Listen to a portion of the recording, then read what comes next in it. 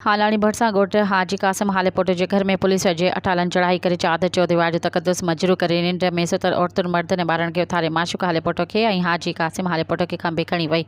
इन मौक़े ते मसमात मूमल ख़ातून रमशा फरीदा आशिक अली हालेपोट इमरान अली हालेपोट पुलिस जे ज़्यादतियुनि ख़िलाफ़ एहतजाज कंदे ॿुधायो त अॼु लाॻीतो ॿी राति आहे। हालाणी पुलिस लाइ जे कंहिंजी वगार वहिंदे पुलिस अटाला साण करे असांजे घरनि में घेड़ी औरतुनि मर्दनि मथां तशदुद करे ॿिनि माण्हुनि खे खणी वई आहे। हुननि दाहिंद चयो त घरनि में पियल पेतियुनि जा दरवाज़ा भञी उन्हनि मां नक़द रक़म ऐं सोन खणी विया आहिनि। हुन वधीक चयो त जॾहिं त असांजी छोकिरी नौमान मथां का बि NC या FIR दाख़िल न आहे, पुलिस चवे थी त असांखे नौमान पैदा करे ॾियो। असां नौमान जे बदिले में पुलिस खे माशूक ॾिनोसीं। अॼु ॿी राति अची करे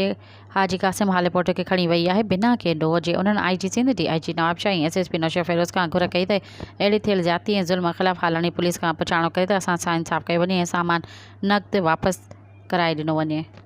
कल रात में रेंट आयो तने रात में आयो तने लेडीज पुलिस पे कान न शाम असा ज्यादती कई तने लेडीज पुलिस तो हुजे ना न केड़े हिसाब से केड़े हक से आया है पुछो माने FIR हो जे NC कटल हो जे देखारियो न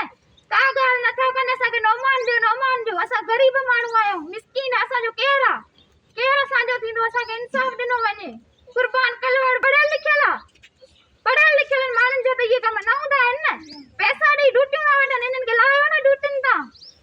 आवाम आयो असा साथ दियो जसा ना दियो सुबाने ता साम थींदो SP नौशहर असा के इंसाफ से पैसा कोर्ट से विंदा से ता पुलिस चाड़ी तने रात जो अची असा बेते असी के तने रवाला था तने असा पोतियूं लाती अंदर में अची असा के उतारे तने सिरूं हयूं तने धक्काया तने कपड़ा फाड़िया तने असा के इंसाफ खपे। असा गरीब बाबा सा मजदूरी करे खाइंदा न लेडीज पुलिस ही रुगो पुलिस ही कपड़न में वर्दी असा विड़िया है न असा मर्द केड़ो सबूत आ चवन ता मर्द पैदा कियो असा मर्द काडा पैदा कियो असा के एकड़ो कुराड़ो उन्हें के असा के खणी विया है ने केड़ो ही इंसाफ आ धक्का हया तने असा के धक्का हया तने छोकरिन के छोकरा असा जो एकड़ो छोकरो कल रात खणिया ने रात असा जो कुराड़ो खणिया ने